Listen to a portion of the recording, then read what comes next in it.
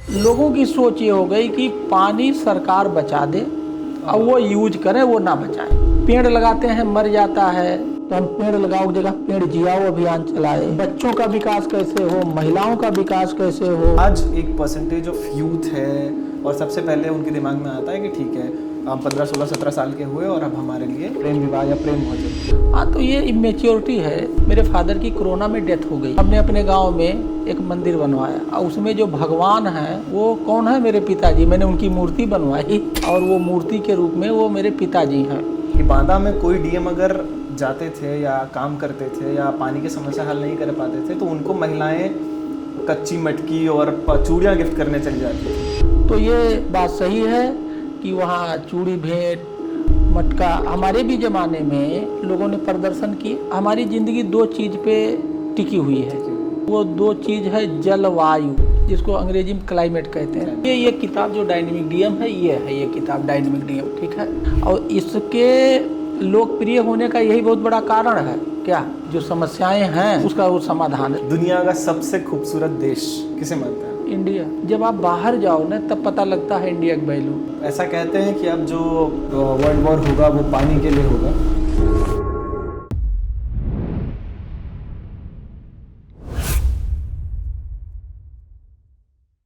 कहते हैं दोस्तों, जिन्हें खुद पर पूरा विश्वास होता है उनकी ज़िंदगी में यकीनन कुछ खास होता है, और अगर सपनों को सच करने का जज्बा हो तो हर मुश्किल रास्ता भी आसान होता है। आज हमारे लिए गौरव का क्षण है क्योंकि हमारे साथ आज हमारे podcast talk with Rahul powered by branded buddies में एक ऐसी शख्सियत आ रहे हैं जो किसी परिचय की मोहताज तो बिल्कुल नहीं है। हज़ारों लाखों युवाओं के प्रेरणा स्रोत, समाज में अपनी मेहनत और काबिलियत से सकारात्मक परिवर्तन लाने वाले डॉक्टर हीरालाल IAS।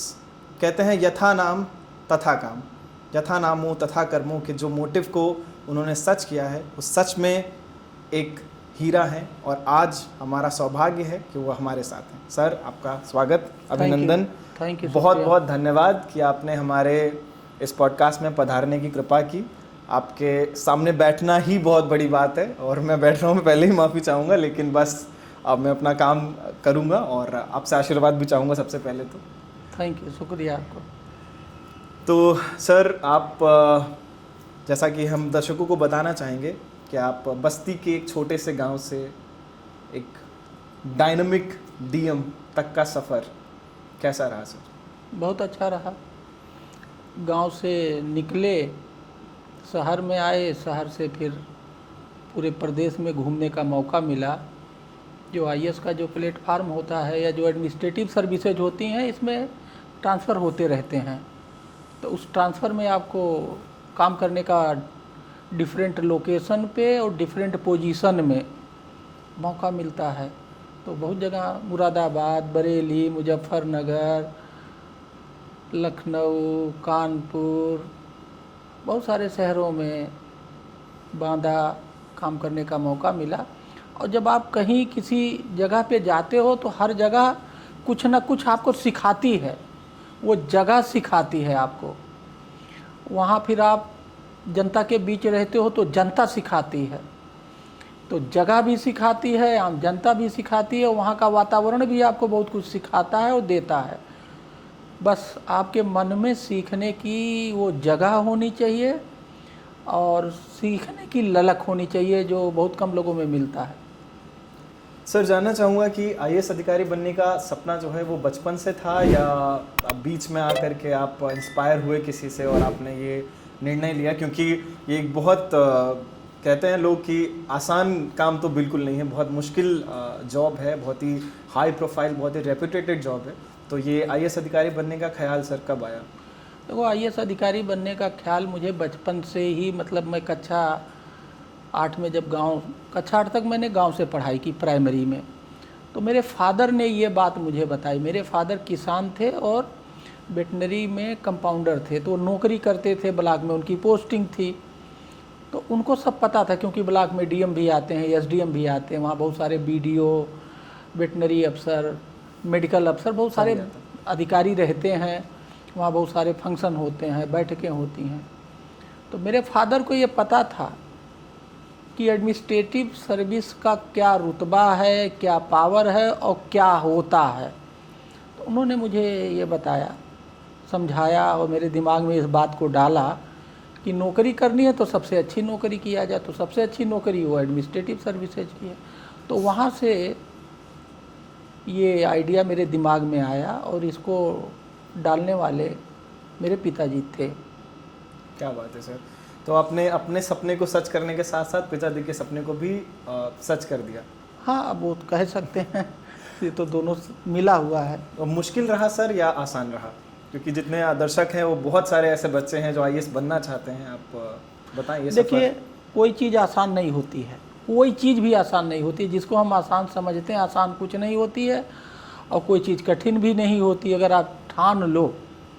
आपने देखा, लोग पत्थर में भगवान पकड़ ले आते हैं, पत्थर में भगवान ले आते हैं, और जो ओरिजिनल भगवान है उसको भगवान नहीं मानते। भगवान माने क्या होता है? भगवान का समझना है तो यही होता है, जो हमें पैदा करे, जो हमें आगे बढ़ाए, जो पाले पोसे, वही हमारा भगवान है। तो हमें ये काम कौन करता? माता पिता करते हैं। तो हम माता पिता को, आप देख ही रहे हो, बहुत सारे रोज़ न्यूज़ पढ़ते हैं, माता पिता को घर से निकाल देते हैं। तो मतलब जो ओरिजिनल भगवान है, एक केस तो ये है कि उसको आप भगवान नहीं मान रहे हो, और जो पत्थर है उसमें आप भगवान ढूंढ ले रहे हो। तो कोई चीज़ कठिन है या नहीं, ये डिपेंड करता है कि आपकी सोच क्या है, या उस चीज़ को पाने के लिए आपके अंदर दीवानगी क्या है, चाहत क्या है। अगर आप उसकी दीवानगी है तो चाहे वो कितनी कठिन बात होगी, कठिन काम होगा, वो आसान हो जाएगा। अगर आपके अंदर वो दीवानगी या चाहत नहीं है तो कितना आसान काम होगा आपसे, वो भी नहीं होगा। और इसीलिए कहा जाता है, there is will there is way, जहाँ चाह वहाँ राह। क्या बात है। आपकी इन बातों में एक बात मुझे बड़ी इंटरेस्टिंग और बड़ी अच्छी लगी, जो आपने कहा कि लोग मंदिर में भगवान ढूंढते हैं, पत्थरों में भगवान ढूंढते हैं, लेकिन जो आपके असली भगवान हैं प्रत्यक्ष रूप में जो आपके सामने हैं, आप उनका आदर नहीं करते। ये बड़ी गंभीर और बड़ी ही गहरी बात आपने पहली बार में कह दी, अपनी पहले ही वार्ता और आपने ये कह दिया। और मुझे लगता है कि जो हमें सुन रहे हैं उन सबको ये ज़रूर समझना चाहिए, सर से सीखना चाहिए। सर इतने बड़े अधिकारी हैं, उन्होंने भी यही कहा है कि आपके असली भगवान आपके माता पिता हैं। क्या बात है सर, ये बात। इसमें मैंने एक काम और किया है। मेरे फादर की कोरोना में डेथ हो गई, तो भगवान कौन है? मेरे माता पिता हैं। मतलब मदर तो मेरी जिंदा है, फादर नहीं रहे। तो हमने अपने गांव में एक मंदिर बनवाया, और उसमें जो भगवान हैं वो कौन है? मेरे पिताजी। मैंने उनकी मूर्ति बनवाई, और वो मूर्ति के रूप में वो मेरे पिताजी हैं। और वो मंदिर का मतलब ये नहीं बहुत भव्य और कुछ नहीं, सिंपल सा एक सिंपल 4 पिलर खड़ा करके ऊपर से सेफ्टी कर दिया है, और खुला है पूरा चारों तरफ से, क्योंकि मेरे फादर खुले में हवा में रहना पसंद करते थे। तो मेरी फ़िलासफ़ी ये भी है।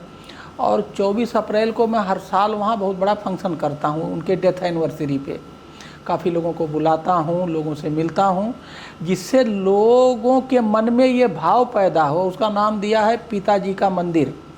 उस मंदिर का नाम है पिताश्री का मंदिर। और उसको देख के अब तक 8 लोगों ने ये मंदिर बनवाया। क्या? क्यों? जो पिता माता पिता का अनादर और सेवा भाव जो ख़त्म हो रहा है, और उससे समाज में एक विकृति पैदा हो रही है, इसको रोकने के लिए मेरा वो एक सिंबॉलिक मैंने काम किया है, और धीरे धीरे वो बढ़ रहा है। इस पर हम आगे चर्चा ज़रूर करेंगे सर। मैंने आपकी किताब पढ़ी और मैंने देखा है कि आपके काम करने का जो अंदाज है ना, वो अलग है। आपको जो डायनामिक डीएम की उपाधि दी गई है, मुझे लग रहा है उसके पीछे कारण ही यही है कि आप हमेशा अलग सोच के साथ काम करते हो। और ये बड़ी अच्छी सोच है कि आप पिताजी के रहते हुए तो उनकी आदर सेवा सम्मान कर ही रहे थे, और उनके ना रहने के बाद भी उनको समर्पित आपने एक मंदिर कह लीजिए या एक स्थान कह लीजिए, और हर साल आप उनकी डेथ एनिवर्सरी पे फंक्शन भी कराते हैं। मुझे अभी किसी ने एक बहुत अच्छी बात कही, और मैं उसको यहाँ बताना चाहूँगा। कहीं भगवान जो है, भगवान तो आपसे सीधा मिल नहीं सकता है, तो उसने अपना एक प्रतिनिधि भेजा है आपके पास, और वो आपके माता पिता। वो आपके माता पिता हैं। कितनी अच्छी बात, मुझे बड़ा अपील किया कि माता पिता वो भगवान हैं, लेकिन वो एक्चुअल वाले नहीं, उनके प्रतिनिधि हैं। क्या बात है सर। आपके जीवन में आपकी सबसे बड़ी प्रेरणा कौन रही? हमारे जीवन में सबसे बड़ी प्रेरणा मैं सरदार पटेल जी को मानता हूँ। क्या बात है। क्योंकि मैं सरदार पटेल जी को जब पढ़ता हूँ तो देखता हूँ सरदार पटेल के सारे कामों का प्रचार प्रसार नहीं है, कुछ कामों का है कि बारदौली सत्याग्रह किए, उन्होंने बहुत सारे स्टेट को इकट्ठा कर दिया, लेकिन इसके अलावा उन्होंने हर क्षेत्र में बहुत काम किया।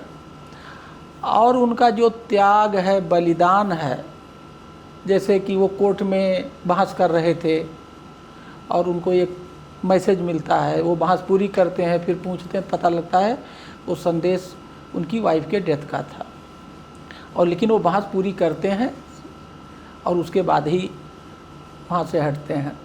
तो सरदार पटेल जी, अब दूसरी कहानी ये भी सरदार पटेल जी की कि उनको पीएम बनाने के लिए मैक्सिमम लोगों ने कहा था कि वो बने, लेकिन महात्मा गांधी जी ने कहा नहीं, जो है ये नहीं बनेंगे, तो उन्होंने मान लिया। वो कितने दिलेर थे, क्या ये बहुत बड़ा एग्जाम्पल है कि मतलब उनके पक्ष में 99% वोट उनके पक्ष में था, और उसके बाद उन्होंने केवल एक जबान पे कि नहीं आप नहीं बनेंगे, अब आप विड्रा कर लो, विड्रा कर लिया। आज के डेट में छोटी छोटी बातों पे लड़ाई झगड़े मर्डर होते हैं और उन्होंने अपना पूरा राजपाट छोड़ दिया।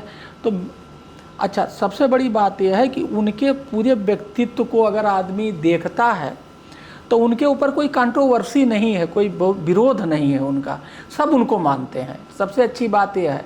तो इसका मतलब ये हुआ कि वो एक समग्र व्यक्तित्व के धनी हैं, इसलिए मैं उनको अपना प्रेरणा मानता हूँ। बिल्कुल, आपने कहा कि एक और अहम बात इसी टॉपिक में आपने कह दी कि उनके बारे में जितना लोगों को पता होना चाहिए उतना पता नहीं है, अधिक जानकारी होनी चाहिए। वो जिस हिसाब के व्यक्तित्व रहे, हमें लगता है कि भारत जो आज एकत्रित है उसमें सब, ये बात तो सभी को पता है कि उनका बहुत बड़ा योगदान है। और ऐसा व्यक्तित्व सर, इतना बड़ा हृदय होना भी बहुत बड़ी बात है कि भारत देश जैसे बड़े पद, प्रधानमंत्री जैसे पद को कोई ठुकरा दे और उसके बाद भी आह ना करे या एक बार भी ना बोले, हाँ, जिसका कोई अफसोस भी ना हो। सर आपकी एक किताब है जिसको डायनामिक डीएम जिसका नाम है, और लोगों ने बहुत पसंद की। बहुत सारे लोग जो आईएएस बनना चाहते हैं या इस सर्विस में हैं, उन सब ने बहुत अच्छे रिव्यूज़ दिए। उस किताब के बारे में सर कुछ ज़रूर बताइए हमें। देखिए, ये किताब जो डायनेमिक डीएम है, ये किताब डायनेमिक डीएम, ठीक है। ये 3 भाषा में है। एक तो ये पहले हिंदी में मैंने लिखा, फिर इसका ट्रांसलेशन मैंने अंग्रेजी में कराया, फिर इसका ट्रांसलेशन हम लोगों ने गुजराती में कराया, और ये बहुत पॉपुलर किताब है। अभी 10 दिन पहले ही द बेस्ट सेलर किताब में, द बेस्ट सेलर के 20 किताबों में इंडिया लेवल पे दैनिक जागरण ने न्यूज़ छापा था, उसमें ये किताब छपी थी, ठीक है। तो ये जो किताब है पिछले 3 साल से दैनिक जागरण के बेस्ट सेलर में छप रही है। ये इसमें पहले 2-3 चैप्टर तो मेरे शुरुआती जीवन के बारे में मैंने बताया कि मैंने कैसे पढ़ाई की और क्या क्या दिक्कतें आईं। फिर मैंने कुछ अपने अनुभव शेयर किए, जैसे बहुत सारे काम किए, किसान मिल, किसानों के साथ क्या शोषण हुआ उसको कैसे बचाया, लॉ एंड ऑर्डर के दिक्कत है उसके बारे में, तो कुछ अनुभव शेयर किए जो कि जानना चाहिए, वो सीखने की है। और फिर मैंने बांदा में कलेक्टर के रूप में बहुत सारे प्रयोग किए और सब सफल रहे, अच्छे रहे, उनको हमने चैप्टर वाइज लिखा है। तो ये किताब बेसिकली जो सामाजिक समस्याएं हैं और समाज उससे परेशान है, उस समस्या के समाधान पाने के लिए इधर उधर भटक रहा है, अगर ये मेरी किताब पढ़ ले और इसको लागू कर ले तो उसकी बहुत सारी समस्याएं दूर हो जाएंगी। और इसके लोकप्रिय होने का यही बहुत बड़ा कारण है, क्या, जो समस्याएं हैं उनका समाधान है, उसका वो समाधान है। तो इस किताब में जो पानी की समस्या है तो कैसे हल होगा, प्लास्टिक एक बहुत बड़ा दुश्मन बन के आया तो उसको कैसे रिप्लेस करो, रिमूव करो, उसकी समस्या है। पेड़ लगाते हैं मर जाता है तो हम पेड़ लगाओ की जगह पेड़ जियाओ अभियान चलाए। बच्चों का विकास कैसे हो, महिलाओं का विकास कैसे हो, लोगों की सोच कैसे बदले, किसी ज़िले को आगे कैसे बढ़ाया जाए, तो ये सारी चीज़ें जो सामाजिक समस्याएं हैं उसको मैंने विभिन्न पोजीशन पे as a DM, as a SDM और डिफरेंट पोस्ट पे रह के प्रैक्टिकल, थियोरेटिकल नहीं, प्रैक्टिकल समाधान कैसे दिया है, उसी को लिखा, इसलिए लोकप्रिय है। सर मैं आपको बताना चाहूँगा कि आपके जब मैंने कहा ना आपके काम करने का अंदाज़ बहुत अलग है, बहुत नया है, वो इसलिए कहा क्योंकि मैंने आपके बुक के कुछ चैप्टर पढ़े हैं और मैं चाहूँगा अगर आप आज्ञा दें तो जो आपका पहला चैप्टर है हम उससे कुछ सवाल आपसे ज़रूर पूछें। बिल्कुल बिल्कुल। जब आप डीएम के रूप में बांदा गए, बांदा में पानी की समस्या जग जाहिर है एक बड़े लेवल पे हुआ करती थी उस समय अगर हम बात करें तो, और एक बड़ा ही मशहूर किस्सा है कि बांदा में कोई डीएम अगर जाते थे या काम करते थे या पानी की समस्या हल नहीं कर पाते थे तो उनको महिलाएं कच्ची मटकी और चूड़ियाँ गिफ्ट करने चली जाती थी। क्या ये सच है सर? हाँ बिल्कुल सही है कि गर्मियों में पानी का इतना अकाल होता था, लोग इतना परेशान होते थे तो प्रोटेस्ट करते थे। तो प्रदर्शन में क्या करते थे, कहीं गए मटका फोड़ो अभियान चलाते थे, मटका फोड़ के अपना विरोध दर्ज कराते थे या अटेंशन सीख करते थे। महिलाएं चूड़ी भेंट करती थी। पानी का महिलाओं से मेरा ये मानना है ज़्यादा लगाव है पुरुष के मुकाबले, क्योंकि महिला सुबह जब उठती है तो पूरे घर की धुलाई करना, बर्तन की सफाई करना, जो एक ट्रेडिशन है, पूरा घर और घर के किसी काम की शुरुआत हमेशा पानी से ही होती है। सुबह उठना, अपने को वॉशरूम में जाना या जो भी है पानी पीना, सबसे पहले तो पानी उठ के पीता है आदमी। तो ये बात सही है कि वहाँ चूड़ी भेंट, मटका, हमारे भी ज़माने में लोगों ने प्रदर्शन किए क्योंकि समस्या हल होने में टाइम लगा, तो लोग पानी में खड़े हो गए और उसमें खड़े होकर के प्रदर्शन कर रहे हैं। जैसे आजकल आप लोग देखते हैं पानी में गले तक डूब करके प्रदर्शन करते हैं। मैंने कई जगह देखा कि पानी में गले तक डूब गए और फ़ोटो खींच के डाल रहे हैं कि हमारा प्रदर्शन चल रहा। तो वो चूड़ी भेंट, मटका फोड़ने का जो प्रदर्शन का वहाँ का तरीका था वो था। क्या ये जब आपके जानकारी में ये आया ऐसा, तो क्या आपके मन में आया कि शायद ऐसा कुछ मेरे साथ भी हो सकता है? बिल्कुल आया। जब मैं वहाँ गया तो जो पहली समस्या लैंड ऑर्डर की आई वो पानी की आई। रोड जाम कर दिया गया तो मैंने अपने एसडीएम सदर को भेजा बांदा में। तो वो जब मौके से समस्या को हल करा करके आए तो बताया, हमने कहा इशू क्या था, तो उन्होंने बताया साहब एक पानी की टंकी है, उसमें जो सप्लाई करने के लिए पंप था वो जल गया था, वो 1 सप्ताह हो गया था, पानी नहीं मिल रहा था। तो मुझे ये एहसास हुआ कि गर्मी आने वाली है तो ये तो बड़ा दिक्कत होगा जब अभी से इतना लंबा जाम लग रहा है।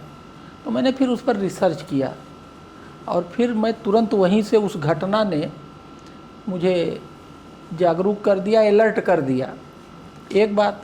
दूसरी बात है, मैं वहाँ जाने के पहले पानी की समस्या अखबारों में पढ़ता रहता था, टीवी पे न्यूज़ देखता रहता था। तो बांदा जाने के पहले मुझे अगर बांदा के बारे में किसी चीज़ की अच्छी जानकारी थी तो पानी की समस्या, कि वहाँ पानी की समस्या है, बस इतनी जानकारी थी। क्यों है, कैसे है, क्यों नहीं है, ये नहीं थी, लेकिन ये थी कि सबसे बड़ी समस्या बांदा की वो पानी। आपने जब समस्याओं का समाधान करना चालू किया तो आपने कई तरीके से वहाँ पर बड़े बदलाव किए, आपने लोगों को प्रेरित किया, कई तरह के जागरूकता अभियान आपने चलाए। आपने सिर्फ सरकारी चीज़ों का इस्तेमाल करके, सरकारी लोगों का इस्तेमाल ना करके आपने आम जनमानस को ये बात समझाई कि पानी जो है ज़रूरत हमें कितनी है, आवश्यक हमारे लिए कितना है और उसको बचाने के क्या क्या तरीके हो सकते हैं। उसमें से एक तरीका था कि आपने नदियों की आरती करने की प्रथा जो है प्रारंभ की। वहाँ पर 2-3 जो नदियाँ हैं और उस पर आप कई न्यूज़ चैनल्स ने या कई लोगों ने जो आपके विरोध में रहे उन्होंने कटाक्ष भी किया कि आप समस्या से बचने के लिए अंधविश्वास फैला रहे हैं। इस बात ने आपको कहीं पर भी दुखी या कहीं पर भी आपको आहत नहीं हुए इस बात से? नहीं, मैं आहत नहीं हुआ क्योंकि मेरा इंटेंशन ना उससे ध्यान भटकाना था, ना मुझे उनका ध्यान हटाना था और ना वो अंधविश्वास फैलाना था। क्योंकि मेरी एक वो सोची समझी रणनीति थी। मैं ऐसा क्यों कर रहा था, उसके पीछे मेरा एक लॉजिक था। देखिए, हमारे यहाँ मान्यता होती है, विश्वास होता है। तो हमारे यहाँ ये पानी की पूजा आज से नहीं, सदियों से होती रही है। जी। मुझे याद है और मैं जानता भी हूँ कि हमारी जब शादी हुई तो सबसे पहले क्या हुआ, जब बारात जाती है तो कुएं के चारों तरफ फेरा लेते हैं और उसमें जो है एक आटे का दीपक जला करके उसको गिराते हैं कुएं में, वो आशीर्वाद लेते हैं। तो पानी का ये महत्व है। इसका क्या मतलब है कि कोई भी पवित्र काम करते हैं तो पानी की पूजा, पानी की रिस्पेक्ट होती है। अब कुआं, तालाब या नदी, ये जो भी वाटर बॉडीज हैं जहाँ पानी है और जहाँ से हम पानी लेते हैं, पानी कहाँ से लेते हैं? कुआं से लेते हैं, तालाब से लेते हैं, नदी से लेते हैं। और ज़मीन में, ज़मीन के अंदर पानी होता है। जितना पानी ऊपर दिखता है उससे कई गुना पानी ज़मीन के अंदर है, तभी तो हम हैंड पंप लगा के पानी निकाल लेते हैं, पानी है ज़मीन के अंदर। तो हमारे कुआं का आरती करना या पूजन करना ये था कि जिससे कुआं, तालाब, नदी के प्रति लोगों के मन में एक रिस्पेक्ट जो ख़त्म हो गया है वो पैदा हो जाए और उसका रिस्पेक्ट करने लगें, उसकी रक्षा करें, सुरक्षा करें, आदर करें, उसमें कूड़ा ना फेंकें, सफाई रखें। और जब ऐसा करेंगे तो उन्हें पानी मिलने लगेगा, पानी मिलने लगे तो पानी की समस्या। तो उसमें जो 2-4 पत्रकार हर जगह एंटी होते हैं, तो उसमें 95% पत्रकार तो हमारे फेवर में थे, लेकिन 2-4 पत्रकार ऐसे थे जिनका गलत कारोबार रुक गया था या किसी तरह से प्रभावित थे, जो भी है। और विरोधी होना बहुत ज़रूरी है, बहुत ज़रूरी। विरोधी अगर नहीं है तो आपको काम में मज़ा नहीं आएगा। तो उन लोगों ने ये बात कही, लेकिन उनकी सुन कौन रहा था? क्योंकि 95% लोगों को तो पता था कि मेरा इंटेंशन क्या है, मैं ऐसा क्यों कर रहा हूँ। आपने एक नारा दिया कि कुओं तालाबों में पानी लाएंगे, बांदा को खुशहाल बनाएंगे, और ये नारा काफ़ी कारगर साबित हुआ। आपका जो बेस्ट, मतलब जो चैप्टर पढ़ के जो मुझे बेस्ट बात लगी कि आपने सिर्फ बातें ना करके बड़ी बड़ी कि हम ये कर देंगे, हम वो कर देंगे, हम ऐसा कर देंगे, आपने जो बेसिक जो नेचर के रिसोर्सेज हैं जो हमें प्रकृति ने दे रखे हैं, आपने उनकी तरफ लोगों का रुख मोड़ा और वो एक अच्छे लेवल पे कारगर साबित हुआ। तो ये नारा आपने खुद ही दिया या नहीं? ऐसा है कि ये नारा वहाँ एक टीम बन गई थी, कुछ टीचर्स थे।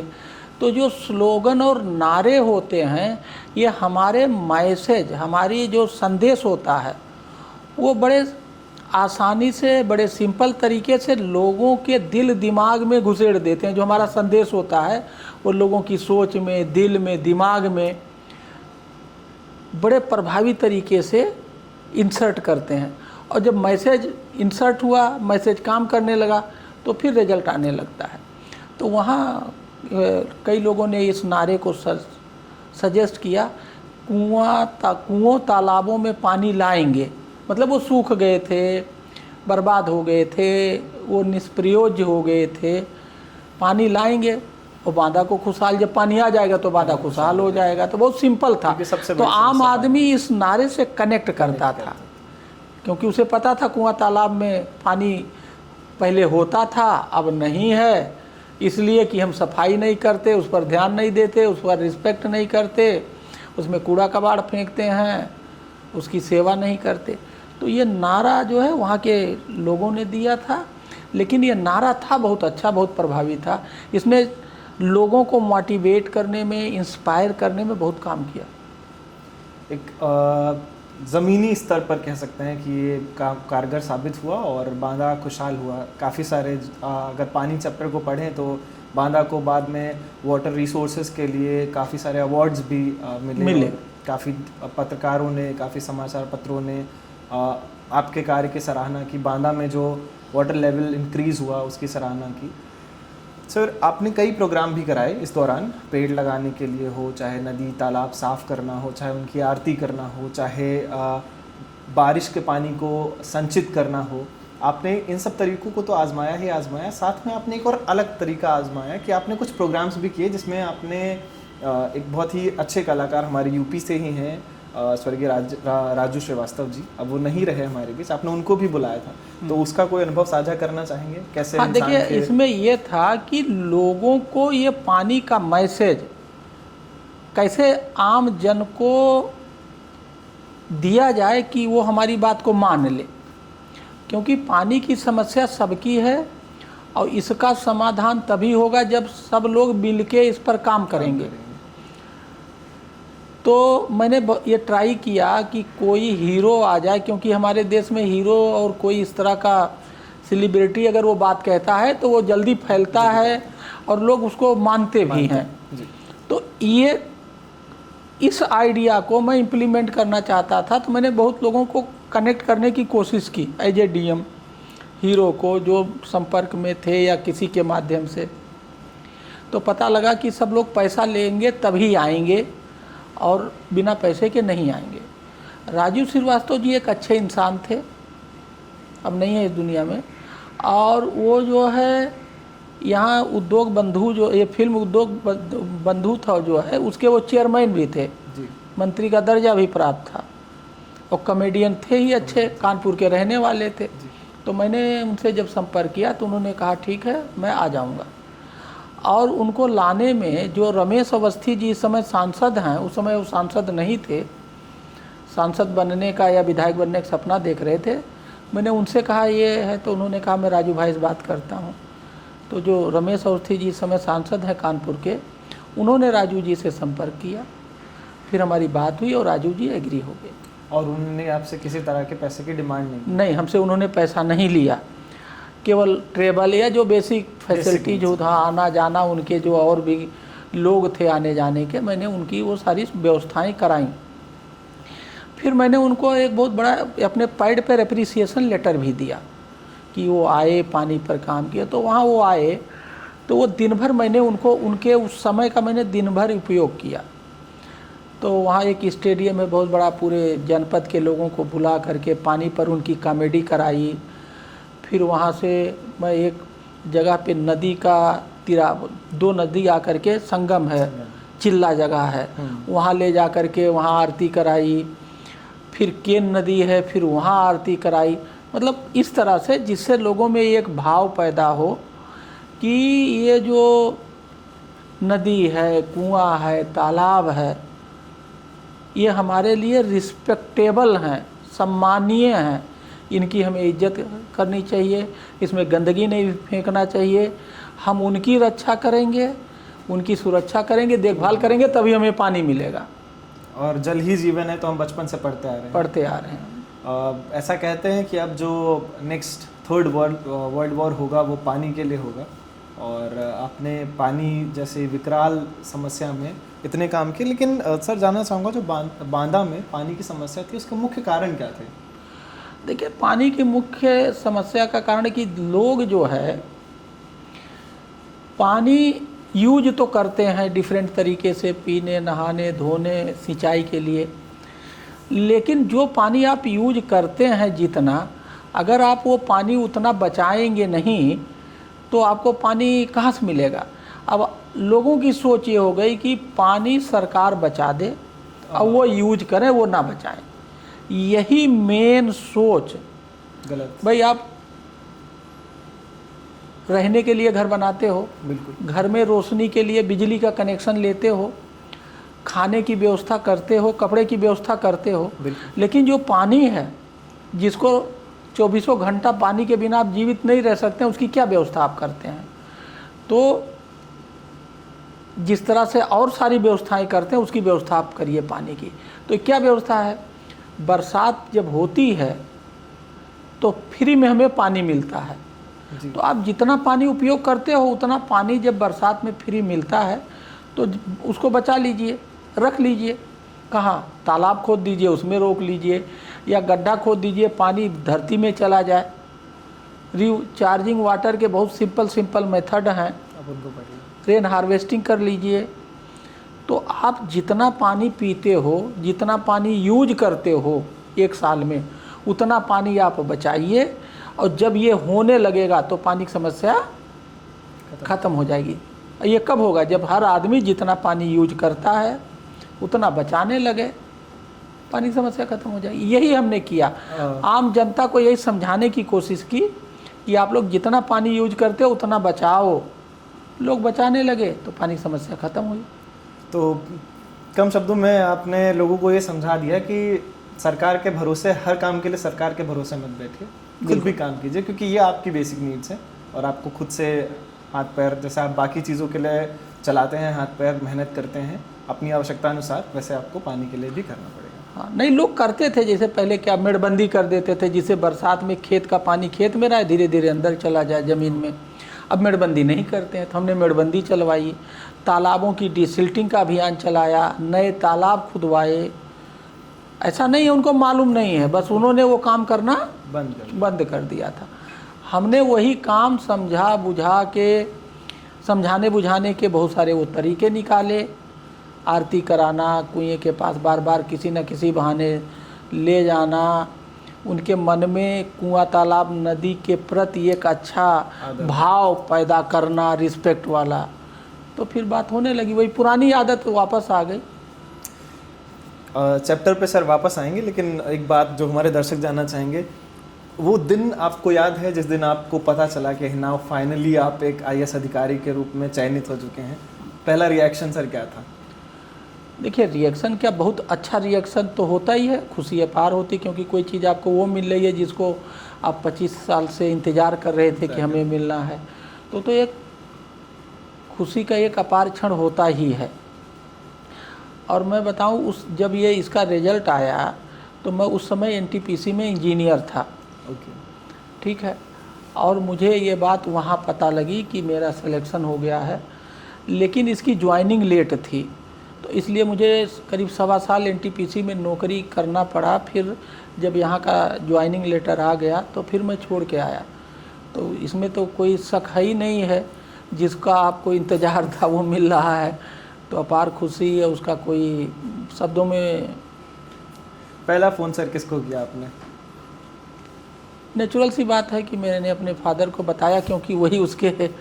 उनका क्या रिएक्शन था सर? नहीं, उनको तो हम गांव में लोग क्या करते हैं, गांव में तुरंत हल्ला हो जाता है, अरे ये हो गया हो गया, और तुरंत मिठाई बांट के, मिठाई मंगाते हो बांटते हैं। सबसे बड़ा खुशी का गांव में आज भी इजहार करने का तरीका है मिठाई बांटते हैं। पहले तो पता नहीं, अब तो नहीं, पहले गांव में क्या होता, किसी का लड़का पढ़ता था, पास हो जाता था, तभी मिठाई बांटते थे। तो वो घर घर मतलब मिठाई मंगा के, और एक आदमी लगाते तो घर घर ले जाकर मिठाई देता था। तो पूछते थे किस चीज़ के, बताते वो हमारा बेटा ये पास हो। मतलब ये अच्छी बात है, अच्छी बात है सर। ये कल्चर बहुत, खुशियाँ बांटना कहते हैं। हाँ, इसको खुशियाँ बांटना कहते हैं, वो बहुत अच्छा कल्चर है।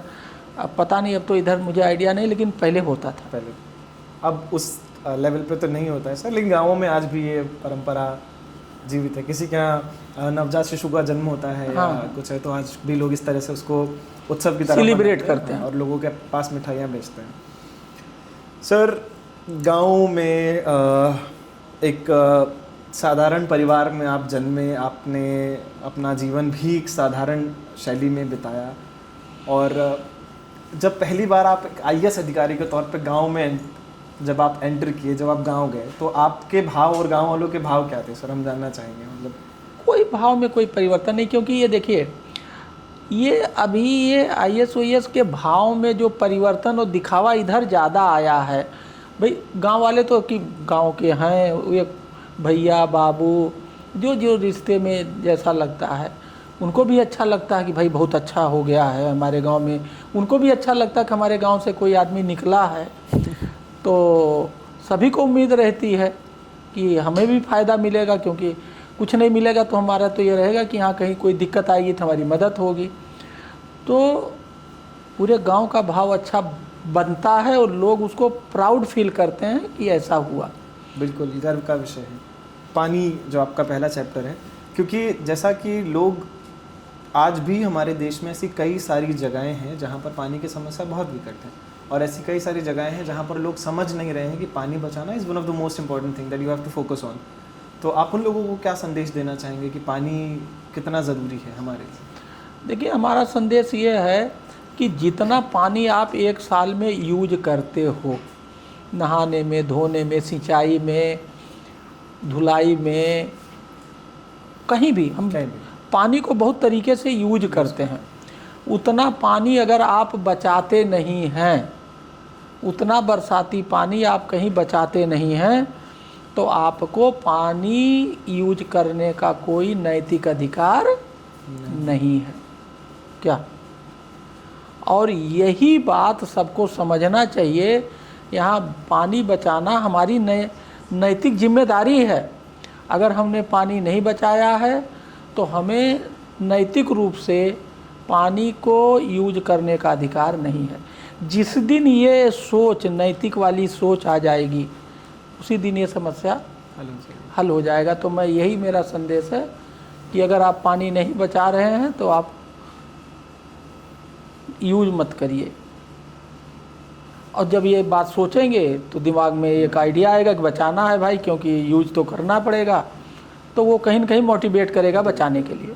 पानी की समस्या को हल करने के लिए आपने पहला काम या पहला कदम कौन सा उठाया? देखिए, हमने ये सोचा कि ये पानी की समस्या हुई क्यों। तो मैंने लोगों से, वहाँ पुराने लोगों से, पत्रकारों से, विभाग के लोगों से बात किया, एक रिसर्च किया। तो लोगों ने बताया कि साहब यहाँ पहले जो पानी की व्यवस्था थी वो कुआं से पीने वाली व्यवस्था थी। वहाँ लगभग 7800 कुएँ हैं। पहले कुआं पता ही नहीं था कितने कुएँ हैं। तो मैंने सर्वे कराया, उसकी काउंटिंग कराई पहली बार वीडियो को लगा करके गांव-गांव में। तो 7800 लगभग कुएँ मिले। और तालाब से खेत की सिंचाई होती थी। तो लगभग 2200 प्राइवेट तालाब मिले और 2200 ही सरकारी तालाब मिले। अब हुआ क्या, लोगों ने कुआं से और तालाब से लोगों ने रिश्ता तोड़ लिया और पानी के लिए नलकूप और ये पानी पीने वाला जो बोतल आ गया प्लास्टिक का, इस पर आ गए और कुआं तालाब को भूल गए। तो लोगों ने बताया ये पहले कुआं तालाब से पीते थे, तो इसका मतलब ये हुआ कि अगर ये कुआं तालाब फिर वहीं पहुंच जाए तो ये समस्या हल हो जाएगी। ये बस सब बात समझ में आई। तो मैंने एक काम कहना शुरू किया कि मैं लोगों के दिल दिमाग सोच में कुआं तालाब नदी खोदना चाहता हूँ। तो ये लोगों को अटपटा लगा, लेकिन इसके पीछे एक मकसद था कि अगर लोगों को सोच में, दिल में, दिमाग में कुआं तालाब बस जाएगा, रच जाएगा, तो ज़मीन पे खुदने लगेगा। तो मैंने ये कहना शुरू किया बैठकों में, समझाना कि कुआं तालाब नदी मैं लोगों के दिल दिमाग में पहले खोदना चाहता हूँ, फिर ज़मीन पे। एक बार वहाँ खुद गया ना, सॉफ्टवेयर ठीक हो गया तो हार्डवेयर ठीक हो जाएगा। तो इस वजह से मैंने ये सोच के साथ शुरू किया। अब लोगों को कुआं जो कहते हैं, जो दिखता है वो बिकता, तो कुआं तालाब नदी पर बार बार ले जाना, तो कभी पूजन के बहाने, तो कभी किसी बहाने, बहाना बना के, और फिर अभियान चला करके लोगों को कुआं तालाब नदी से फिर आम जनता को जोड़ा। और फिर कुआं तालाब का लोग ध्यान देने लगे, खोदने लगे, डिसिल्टिंग करने लगे, नए तालाब खोदे कुएं की, और फिर पानी की समस्या धीरे धीरे ख़त्म हो गई। काफ़ी सारे आपके सराहनीय कार्य के लिए काफ़ी सारे पुरस्कार भी मिले, लेकिन जैसा कि आपने कहा और जैसा कि सब जानते हैं कि कोई भी पहली चीज़ जो है बहुत स्पेशल होती है। पहला पुरस्कार कौन सा मिला और क्यों? देखिए, पहला पुरस्कार भारत सरकार के सचिव साहब थे, परमेश्वरन अय्यर जी, उन्होंने दिया। तो जो हम लोग पहला कुआं और तालाब, कुआं और जो ये जो हमारा इंडिया मार्क का पंप था, इसके किनारे हम लोग खंती खुदवा रहे थे कि जिससे कि पानी कुआं तालाब के किनारे, वो पानी का बॉडी है ही है, खंती में पानी आएगा और अंदर जा कर के कुएँ को रिचार्ज करेगा। इसी तरह से जो नलकूप होता है, इंडिया मार्क का 4 जो सफ़ेद, उसके चारों तरफ हम लोग 1 मीटर लंबा, 1 मीटर चौड़ा, 1 मीटर गहरा खंती खुदवाए। तो ये अभियान चलाया हम लोगों ने बाकायदे एक बना के। इससे पानी का बचाव हुआ और ये water containing capacity, water storage capacity create हुआ। तो इस ये भारत सरकार तक पहुंचा तो उन्होंने इनाम के लिए, तो जाना तो मुझे चाहिए था, लेकिन चूंकि मैं काम कभी पुरस्कार के लिए करता नहीं, ना ये पुरस्कार मेरी सोच थी, तो मेरे लिए वो बहुत माने नहीं रखा। तो हमारे यहाँ एक प्रशंसा गुप्ता एक लड़की थी जो एक एनजीओ में काम करती थी, उसकी वो हेड थी, वो हमारे वाटर में हमारी एडमिनिस्ट्रेशन के साथ पार्टनर होकर काम कर। मैंने उससे कहा तुम जाओ ले आओ। जब वो लेके आई और जब लोगों को ये पता लगा तब लोगों में जोश आया, बहुत अच्छा लगा। देखिए ये हम लोग जो काम कर रहे हैं उसकी दिशा अच्छी है और वो काम अच्छा है, तभी हमें पुरस्कार मिला। फिर वो जो जोश था वो दिन दुगना रात चौगुना बढ़ गया। मेरे को भी सेंसिटाइजेशन हुआ उससे। मैं उतना ध्यान नहीं दे रहा था पहले। जो हमारे सीडीओ थे, मैंने उनके नेतृत्व में ये काम, मैंने कहा इसका नेतृत्व आप करिए। लेकिन जब ये पुरस्कार मिला तो मेरे को भी एक जो है अच्छा, मैंने फिर इसको पूरा होलिस्टिकली रिव्यू किया पूरे प्रोग्राम को और देखा कि नहीं ये बहुत अच्छा काम है, इसको और गति देने की ज़रूरत है, इसको और जो है वाइड करने की ज़रूरत है, इसमें और ऊर्जा डालने की ज़रूरत है। तो फिर मैंने उसका नेतृत्व सीडीओ से खुद लिया और मैं खुद इन्वॉल्व हुआ बहुत अच्छी तरीके से। तो पहला पुरस्कार सर आप लेने नहीं गया मैं। इस बात से मुझे आपकी शुरुआती बात ध्यान आ गई कि जैसे आपकी जो प्रेरणा है, आपके जो आइडल हैं सरदार पटेल जी आपका व्यक्तित्व भी मतलब जैसे कहते हैं ना कि सिर्फ किसी को मानना ही काफ़ी नहीं है, उनके जीवन को अपने जीवन में ढालना बहुत ज़रूरी है। आपने कहा मैं पुरस्कार के लिए काम कर नहीं रहा था और मुझे मिला भी, तो मैंने अपने से, अक्सर लोगों में इतना सामर्थ्य होता नहीं है, वो सबसे पहले क्रेडिट लेना चाहते हैं, काम कम करते हैं, क्रेडिट ज़्यादा लेना चाहते हैं। और आपने काम करके भी अपने आप को बैक स्टेप करके उनको आगे किया। हाँ, और ऐसे कई पुरस्कार मिले। मैं गया नहीं, मैंने कभी ना किसी अधिकारी को भेज दिया क्योंकि मेरा मकसद पानी की समस्या हल करना था। पुरस्कार जो मिल रहा है उससे लोगों में एक ऊर्जा आती है, एक जो है मोमेंटम और अच्छा बनता है, स्पीड बनती है। ये बात सही है, ये मैंने फील किया। लेकिन उसको लेने की तो मैं कोशिश करता था जो ज़्यादा एक्टिव होकर काम कर रहा है उसी को भेज दो, तो अगली लेके आएगा तो और अच्छा काम करेगा। और मेरे अंदर तो मोमेंटम था ही है, मैं तो लगा ही था, मैं ही तो ड्राइव कर रहा था पूरे प्रोजेक्ट को, पूरे प्रोग्राम को। पढ़ाई के अलावा अगर वापस आपके बचपन में जाएं, क्योंकि मैं चर्चा को ऐसा रखना चाहता हूं कि लोग आपके किताब के बारे में भी जानें और आपके बारे में भी बराबर उनको जानकारी होती रहे, तो बचपन में आपको पढ़ाई के अलावा और कोई चीज़ जिसका आपको शौक़ रहा हो? अब बचपन में तो आप देखिए बच्चों को क्या शौक़ होता, खेलना। और गांव में उस समय तो ये जैसे आज का ये फुटबॉल और ये जो है क्रिकेट, ये सब हमारे ज़माने में नहीं था। हमारे ज़माने में गिल्ली डंडा, कंचा, लुका छिपी, ये देहाती जो खेल थे वही थे। हम बैडमिंटन जानते ही नहीं थे।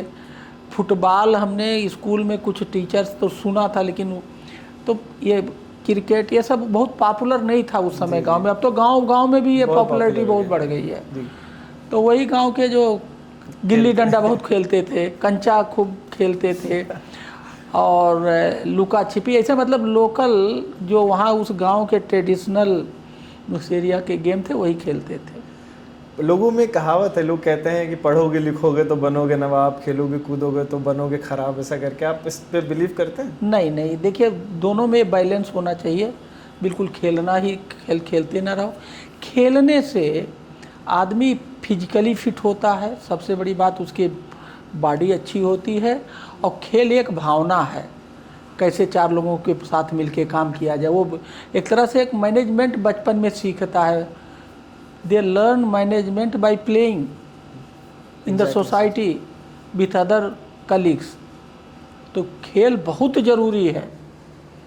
खेल तो बच्चे को खेलना ही चाहिए, खेलना ज़रूर चाहिए, बिल्कुल चाहिए। खेल भावना नहीं है तभी तो छोटे छोटे झटके नहीं झेल पाते, सुसाइड कर लेते हैं, कहीं कुछ दिक्कत होती है। क्यों? उनके अंदर वो खेल भावना नहीं है। हार को स्वीकार करने की क्षमता कहें या दोबारा लड़ने की क्षमता कहें, लड़ना ही नहीं सही शब्द होगा, दोबारा उठना और उसको वापस खेलने की क्षमता। आपने बिल्कुल सही बात कही कि खेलते नहीं हैं उनमें वो स्पोर्ट्समैनशिप आती नहीं है, वो पावर, वो जो अंदर से एक जोश एनर्जी आती है कि कोई बात नहीं, हम ये गेम हार गए, हम अगला वाला जीत लेंगे। और फिर आप खेलते हैं ना, तो उसी खेलते खेलते में आपके बहुत अच्छे दोस्त बनते हैं जी। वो दोस्त आपके जीवन भर के साथी बनते हैं। तो खेल से बहुत सारे फायदे हैं जी, फिजिकल, मेंटल, सोशल, इकोनॉमिकल, बहुत सारे फायदे होते हैं उस खेल के दौरान ही बनते हैं। जी बिल्कुल। तो महोदय, आपने बहुत अच्छी बात कही कि खेलने जब आप जाते हैं तो आपके बहुत मित्र बनते हैं। मित्रता आपके लिए क्या मायने रखती है जीवन में? बहुत मायने रखती है और हर आदमी के पास मित्र होना चाहिए।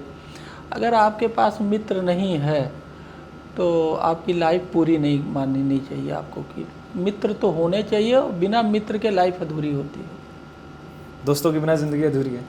आपके कुछ एक दो दोस्त जो बहुत करीब रहे हों, अगर हाँ, उनका बहुत जिक्र अच्छे करना दोस्त चाहें? रहे हैं भी।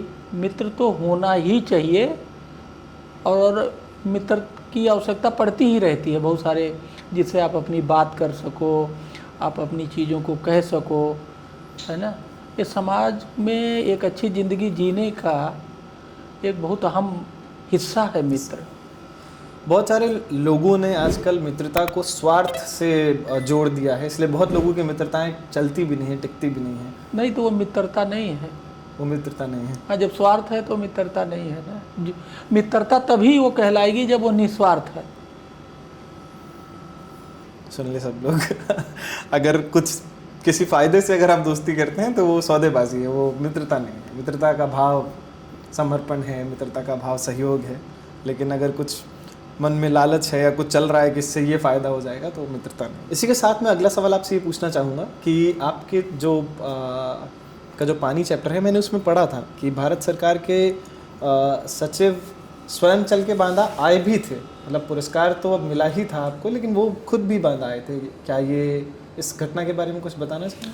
एक्चुअली वहाँ पानी मंत्रालय में कई सचिव थे, तो जो पुरस्कार दिए थे वो तो दूसरे सचिव थे, लेकिन जल संसाधन मंत्रालय नया बना था तो उसके सचिव थे श्री यूपी सिंह साहब।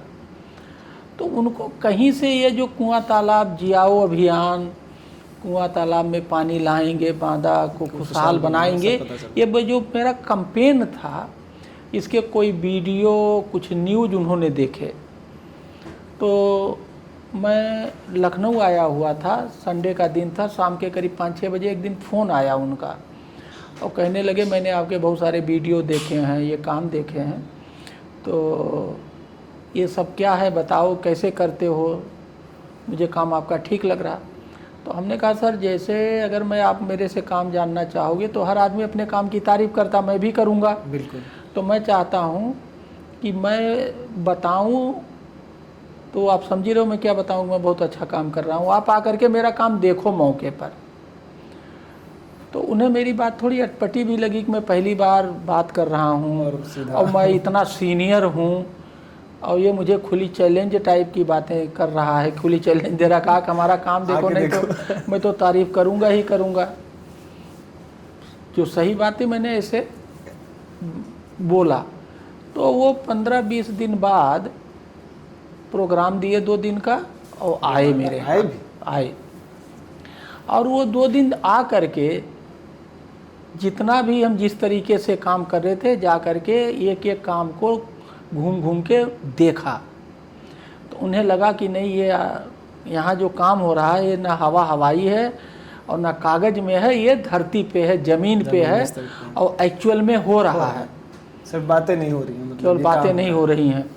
तो फिर जा कर के उनको ये चीज़ बहुत अच्छी लगी कि अगर पूरे देश के कुआं, तालाब और नदी जीवित हो जाए तो ये समस्या हल हो जाएगी। तो मेरे इस प्रोग्राम को, मेरे इस काम को उन्होंने इंडिया लेवल पे खूब प्रचार भी किया, प्रसार भी किया। मुझे कई बार बुलाया लेक्चर के लिए कि आप आइए, बताइए कैसे करते हैं। कुछ किताबें छपवाई पानी पे अच्छे काम करने की, उसमें भी मेरा ये बांदा का मॉडल डाला उन्होंने। क्या बात। तो ये सब काम उन्होंने देखने के बाद किया। जब वो कन्विंस हो गए, उनको लगा कि ये काम अच्छा है और ये जन सहभागिता से पानी बचाने का इससे अच्छा कोई मॉडल उनके पास नहीं था। तो क्योंकि ये पानी यहाँ सरकार या डीएम या कोई नहीं बचा रहा था, हमारे इस कार्यक्रम में पानी आम जनता बचा रही थी, मेड़बंदी कर रही थी, तालाब की खुदाई कर रही थी, नए तालाब बना रही थी, खंती खोद के पानी बचा रही थी। तो ये जल आंदोलन को हमने जन आंदोलन में बना दिया। क्या बात है। बड़ा सर बड़ा डेयरिंग स्टेप या डेयरिंग मूव कहेंगे ये, कि आपने सीधा उनको ये कह दिया कि आप मैं बोलूँगा तो मैं अच्छा ही बोलूँगा, आप आ करके देख लीजिए। अक्सर लोगों में ये सामर्थ्य होना बड़ा मुश्किल है कि वो इस तरह से किसी से कह दे कि हाँ आप हमारे काम को आ करके देख लीजिए। मतलब जिसने बहुत शिद्दत और ईमानदारी से काम किया होगा, उसके अलावा कोई व्यक्ति ये बात कह नहीं सकता है कि आप आ करके देख लीजिए। क्योंकि अगर उसको लग रहा है कि हाँ फ़ोन पे बताने से या एक पत्र लिखने से हमारे काम की सराहना हो रही, तो वैसे ही कर लेते हैं, दिखाने का कोई मतलब नहीं। लेकिन बड़ा ही कमाल का मूव, मैंने कहा ना आपका अंदाज़ थोड़ा अलग है। कुछ जो फिल्में बनती हैं मुझे लग रहा है कि ऐसे ही अंदाज वाले अधिकारियों पे बनती हैं जो कहते हैं कि हाँ भाई आप आइए और देख लीजिए। बहुत खूबसूरत सर। सर चर्चा के साथ साथ थोड़ा सा अगर आपका ये भी मानना होगा कि ज़िंदगी में मुस्कुराना बहुत ज़रूरी है, मनोरंजन बहुत ज़रूरी है, क्या आप इस पे बिलीव करते हैं? बिल्कुल। तो जिसकी मस्ती ज़िंदा है उसकी हस्ती ज़िंदा है, इस तरह की जो लाइन है। अब आप ये देखिए हमारे पास वो आए क्या, वो पानी पे ही हंसा रहे थे, कौन? राजीव श्रीवास्तव। कपिल शर्मा का शो क्यों पॉपुलर है? ये बात सही है, कपिल शर्मा का शो पॉपुलर होने के पीछे यही है कि आप अगर उनका शो आप देखना शुरू करिए तो आप देखते रहेंगे। क्यों? जब वो ऐसी बातें करते हैं आपको हंसी आएगी, जब आपको हंसी आएगी तो आपके शरीर में एक नई ऊर्जा पैदा होगी, तो फिर वो जो ऊर्जा होगी आपको डिस्कनेक्ट ही नहीं होने देती। तो ज़िंदगी में हंसना हंसाना बहुत ज़रूरी है। ये आपकी ज़िंदगी को अच्छा बनाती है, ऊर्जावान बनाती है और हेल्दी बनाती है, और ये हेल्थ हीलर का काम करती है। इसीलिए आप लोग देखते होंगे लाफ्टर वो जो है क्लब बनाए हुए हैं, सुबह योगा करते हैं तो हंसते हैं। वो नेचुरल होना चाहिए, लेकिन हमारी हर बात में हंसी का कोई न कोई बात आना चाहिए, लेकिन वो हंसी भी लोगों की गायब हो रही है। बढ़ते प्रेशर के साथ साथ लोगों के जो असली हंसी है कहेंगे वो धीरे धीरे गायब हो रही है। सर तो हमारे पॉडकास्ट में एक छोटा सा सेगमेंट है, आप मैंने पहले भी कहा है कि आपसे कुछ पूछना बहुत बड़ी बात है, सूरज को दीपक दिखाने के समान है, लेकिन आज्ञा के साथ चाहूँगा कि आप आज्ञा दें। तो एक छोटा सा फन सेक्शन है, तो आपको मैं कुछ फिल्मों के डायलॉग्स अधूरे बताऊँगा, आपको उसको पूरे करना है, और अगर आप ये कर लेते हैं तो वैसे हम आपको क्या ही देंगे, लेकिन एक छोटा सा गिफ्ट हैम्पर आपके लिए होगा। तो लेकिन मुझे फिल्म के डायलॉग तो बहुत, हम तो फिल्म वाले प्रेमी है ही नहीं है, तो मुझे तो डायलॉग पता ही कोशिश कर लेते हैं सर, कोशिश कर लेते हैं। और कुछ सवाल होंगे जिनके आपको तुरंत जवाब देने होंगे। हाँ, वो हो जाएगा। तो 3 डायलॉग मैं देता हूँ आपको, बाकी सवाल। तो एक पहला डायलॉग है कि ये 2.5 किलो का हाथ जिस पे पड़ता है, आगे उसका थोपड़ा टूट जाएगा। ओके। अगला डायलॉग है, रिश्ते में तो हम तुम्हारे पिताजी लगते हैं जी, और नाम है गब्बर सिंह। अब इस बात से पक्का पता चलता है कि सर आपका फिल्मों से कोई लेना देना नहीं है। हाँ, कोई लेना देना नहीं है। लेकिन कोई बात नहीं। एक और कहते हैं किसी चीज़ को शिद्दत से चाहो तो वो आपको मिलता है।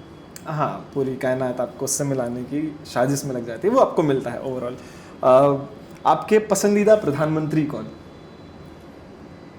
पसंदीदा प्रधानमंत्री कौन? सोचना नहीं है सर। अच्छा, तुरंत जवाब देना है सर, ज़्यादा नहीं सोचना है। लाल बहादुर शास्त्री जी। क्या बात है सर। आपसे बात करके ये पता चल रहा है कि आपने सादगी पसंद इंसानों को जो चयन आपने कर रखा है ना, जिनकी सादगी उनके किरदार में झलकती थी, वो पता चल रहा है। चाहे वो सरदार पटेल साहब हों, चाहे वो लाल बहादुर शास्त्री जी हों, इन सब की सादगी, इनका काम, क्या बात है सर। आपके पसंदीदा उत्तर प्रदेश के मुख्यमंत्री? हमने तो बहुत सारे मुख्यमंत्री देखे नहीं, लेकिन हमने जो काम किया है वो एनडी तिवारी साहब के क्षेत्र में रह के काम किया, तो मैंने उनको नज़दीक से देखा है। तो वो एनडी तिवारी साहब मेरे पसंदीदा आप कह सकते हैं। योगी जी और अखिलेश जी में अगर मैं कहूँ एक चुनने को, तो ये पॉलिटिकल क्वेश्चन। दोनों ही? नहीं, वो फिर उसका कोई वैल्यू नहीं रहेगी ना। अच्छा। तो भाई दोनों हो गया तो फिर कोई वैल्यू नहीं रहेगी। ठीक है। आपके पसंदीदा, अगर आपने बहुत सारे अधिकारियों के साथ काम किया, आपके पसंदीदा अधिकारी कौन रहे? आपके विभाग में हो या दूसरे विभाग में हो, जिनका कार्यशैली आपको बहुत अच्छी लगी कि हाँ ये मेरे जैसे कुछ कार्यशैली है इनकी, बहुत अच्छी कार्यशैली? वो थे एक जो है दीपक कुमार जी, जो वर्तमान में एपीसी हैं। पसंदीदा शहर कौन सा है सर आपका, अगर बात करेंगे? लखनऊ ही है तभी यहाँ है। लखनऊ की एक बात जो आपको सबसे ज़्यादा पसंद है? ये सिंपल शहर है, बहुत तामझाम नहीं है, ना बहुत सुस्त है ना बहुत फास्ट है, ना इधर वेरी स्लो ना वेरी फास्ट, मीडियाकर सिटी है, सिंपल है, लिवेबल सिटी है। मतलब रहने के हिसाब से लखनऊ अच्छा शहर है। फिल्मों से आपका नाता तो दूर दूर तक रहा नहीं, लेकिन फिर भी मैं पूछना चाहूँगा आपके फेवरेट हीरो, पसंदीदा अभिनेता? अमिताभ बच्चन। और अभिनेत्री? हम तो बहुत बचपन में फिल्म देखे तो एक रीना राय मैं उस समय बहुत पसंद करता था। रीना राय की जी जी जी, हीरोइन हुआ करती थी। हाँ हाँ, उनका कई सारी फिल्में हैं। नागिन, पहली बार जब वो नागिन के रूप में पर्दे पे आई थी तो बड़ा फैन फॉलोइंग, बड़ा क्रेज़ रहा रीना जी का, और बड़ी कंट्रोवर्सीज भी रही, लेकिन जानता हूँ सर, रीना राय जी को जानता हूँ, बड़ी कमाल की अभिनेत्री हैं। आपका पसंदीदा खाना? सिंपल दाल चावल सब्जी, सिंपल खाना। सिंपल खाना, बाहर का ऐसा कुछ नहीं। और अगर कहें कि दुनिया का सबसे खूबसूरत देश किसे मानते हैं आप? इंडिया। और कोई नहीं? इंडिया जब आप बाहर जाओ ना तब पता लगता है इंडिया का वैल्यू। इंडिया में जो फ्रीडम किसी चीज़ का है वो कहीं नहीं है, और जो डाइवर्सिटी है, क्या कहीं नहीं। जो डाइवर्सिटी चाहे मौसम का, चाहे फल का, चाहे हरियाली का, चाहे मकान का, चाहे Language पहनावे का, चाहे पीने का, चाहे रहने का, बहुत रिच कंट्री है। डाइवर्सिटी कहते हैं ना कि डाइवर्सिटी हमारी जो ताकत है। और अगर ये पूछूं आपसे कि भारत के अलावा किसी देश में आप गए हो और आपको अच्छा लगा हो, मतलब भारत तो सर्वोपरि है ही, जन्मभूमि है, मातृभूमि है। देखिए, वैसे मैं अमेरिका में 1 साल रहा हूँ तो मुझे अमेरिका भी अच्छा लगा। इस्टेब्लिश है, व्यवस्था है, और चीज़ें गवर्नेंस अच्छी है।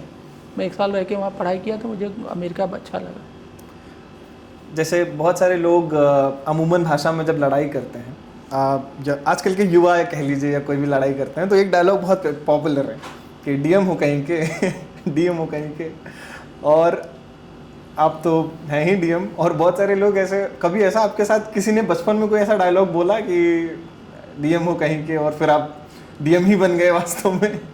मुझे ऐसा याद नहीं आता। ऐसा कुछ हाँ, याद नहीं है कि किसी ने ऐसा कहा हो ऐसा। अच्छा सर, आपका मतलब लड़ाई वड़ाई बचपन में कुछ ऐसा रहा, किसी से हुई? नहीं, लड़ाई तो जो बचपन में एक नेचुरल, देखिए लड़ाई एक नेचुरल फेनामेना है। कहीं हाँ होने, ये खेल रहे हो लड़ाई हो गई, कहीं पड़ोसी से लड़ाई हो गई, ये देखिए एक नेचुरल है। ये कोई ना जान के लड़ता है ना कुछ, ये एक हो जाता है, ये हो जाता है, उससे बचना है। अच्छा लड़ाई को हाँ एस्केलेट नहीं करना, उसको ठीक करना। एक कहावत है कि हर शादीशुदा जो व्यक्ति है वो अपनी पत्नी से बहुत डरता है। क्या डीएम साहब भी डरते हैं? नहीं, पत्नी से डर की बात नहीं है, लेकिन एक चीज़ मैं आपको ये बताऊं, पत्नी से डरना जरूरी है। होता क्या है, बहुत सारी चीज़ें ऐसी होती, क्या होता है, पत्नी, वो जो आप डर कह रहे हो ना, वो कंट्रोल होता है। जैसे पत्नी कहती है कि भाई बहुत सारी चीज़ टोका टाकी आपको संयमित बनाती है, डिसिप्लिन्ड बनाती है, आपको बहुत सारे फायदे लाती है। अब आप उसी को डरना कहो या टोका टाकी कहो, उसके कई नाम हैं।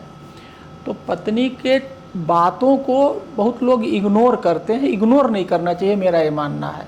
अगर वो कोई बात कह रही है तो उस पर ध्यान से सुनो। क्यों? वो आपकी सबसे बड़ी शुभचिंतक है। अगर वो कोई बात कह रही है तो आपके भलाई में ही कह रही है, आपकी बुराई में तो कह नहीं रही है। तो पत्नी के बात को इग्नोर नहीं करना चाहिए और उस पर ध्यान दे करके अमल करना चाहिए।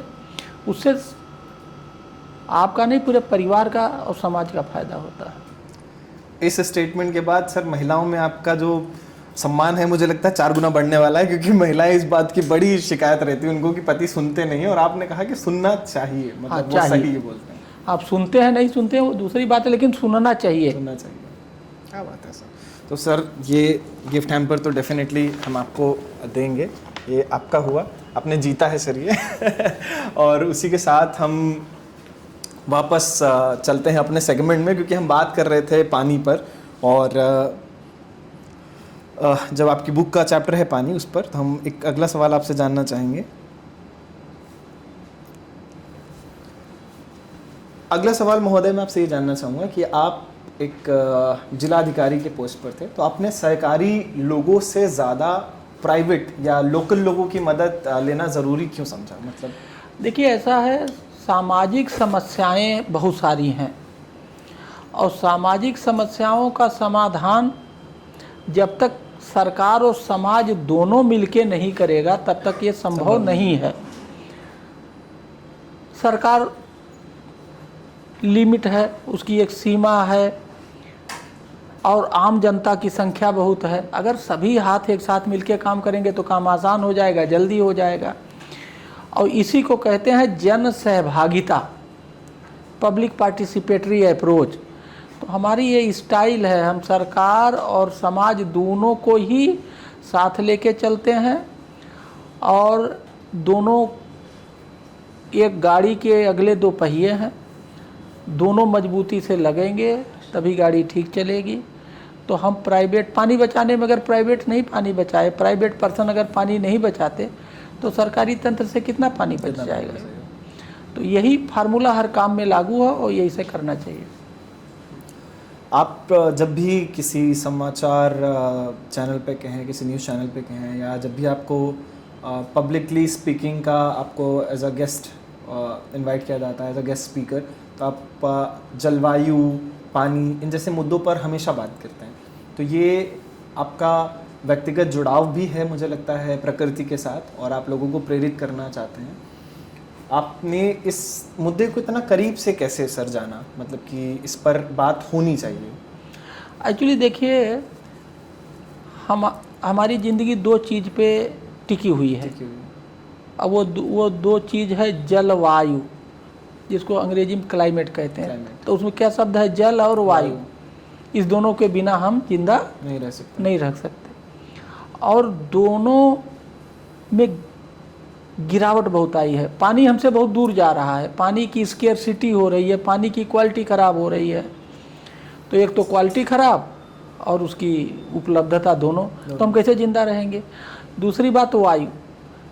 वायु कौन देता हमें? पौधे देते हैं। पौधे हम काटते जा रहे हैं। मेरे गांव में 5 बगीचे थे मेरे बचपने में। अब मैं गांव जाता हूं तो वो 5 के 5 बड़े बड़े बगीचे ख़त्म हो गए, सब खेती कर रहे हैं। तो इसका मतलब क्या हुआ? अनाज तो खाने के लिए हम पैदा कर रहे हैं, लेकिन जो वायु हमें जीने के लिए 24 घंटा चाहिए वो ख़त्म किया। तो आज के डेट में क्लाइमेट चेंज से हम सभी लोग खतरे में हैं, हमारा सबका जीवन खतरे में है, क्योंकि ना क्वालिटी का वाटर है, ना क्वालिटी का वायु है। तो जब हम सभी लोग खतरे में हैं, लेकिन इसका एहसास लोगों को नहीं है। मुझे इसका एहसास है, इसलिए मैं हमेशा इस पर बात करता हूँ और लोगों को भी कोशिश करता हूँ कि उनको भी एहसास हो जाए।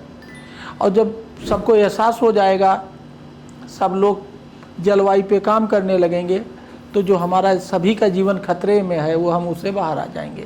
बहुत सिंपल फिलॉसफी है। सर, जब भी हमारे पॉडकास्ट शो में कोई गेस्ट आने वाले होते हैं तो हम अपने ग्रुप में एक चर्चा करते हैं, जिसमें छोटे बच्चे भी हैं, बड़े भी हैं, और हम एक स्कूल का हिस्सा भी हैं, स्कूल के बच्चे भी हैं। तो उनके कुछ प्रश्न रहते हैं। उन्हीं बच्चों में से एक प्रश्न था कि अगर कोई IAS अधिकारी बनना चाहे तो उसे क्या तैयारी और कैसे करनी चाहिए? देखिए, IAS की तैयारी करना अब मेरे हिसाब से आसान हो गया है। IAS की तैयारी पहले इसकी तैयारी पहले बहुत कठिन थी, लेकिन मेरा मानना बहुत आसान है। क्या पढ़ना, कैसे पढ़ना, कब पढ़ना, ये सारी जानकारी ऑनलाइन है, इंटरनेट पे है। तो आदमी को अगर तैयारी करनी है तो बच्चे को कक्षा 8 से ही इसके बारे में पता होना चाहिए, शुरू कर देना चाहिए तैयारी। और इसके लिए कोई किताब पढ़ना ज़रूरी थोड़ी है। अब बहुत सारे इंटरव्यू हैं, बहुत सारे वीडियो हैं, आप गूगल पे जाइए, वहाँ से, जिससे आप मेंटली तैयार होते रहिए। क्या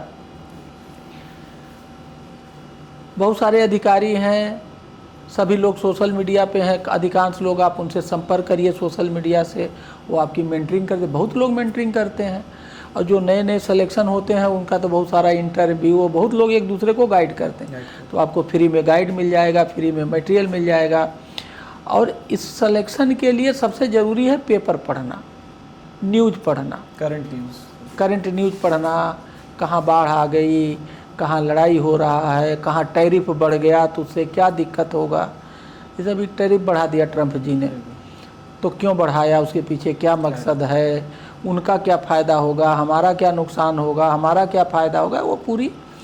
तो ये लगातार वो बिल्डअप होता रहेगा आपका जनरल नॉलेज। तो पेपर पढ़ना, करंट न्यूज़ पढ़ना, ये मेरा कहना है कि कक्षा 8 से ही उस दिशा में प्रयास शुरू कर देना चाहिए, जिससे धीरे धीरे ग्राउंड बनता जाए। और इसके लिए कोई जनरल नॉलेज इम्प्रूव होगी, आप दुनिया से जुड़े रहेंगे। General knowledge is very important power for all of us.